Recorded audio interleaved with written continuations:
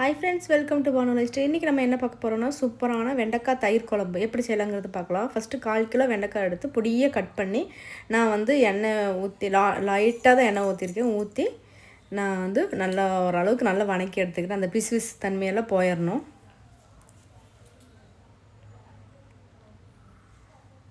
நல்லா வணங்கினதுக்கு அப்புறமா தான் நம்ம வந்து அதை வந்து தயிரில் போட்டு மிக்ஸ் பண்ணணும். அதுக்கு முன்னாடி தாளிப்பு இருக்குது.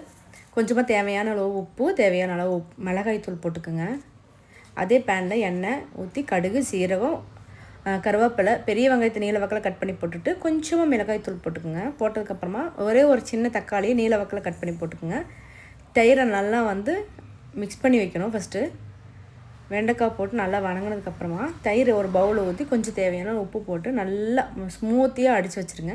நம்ம தாளித்ததை கொட்டிட்டால் சூப்பரான வெண்டைக்காய் பொரியல் ரெடி ஆயிடும். நான் இதுக்கு வந்து சேனக்கிழங்கு வறுத்தது, கூர்க்கை கிழங்கு, முட்டை வேவிச்சது சூப்பராக இருந்துச்சு. ட்ரை பண்ணி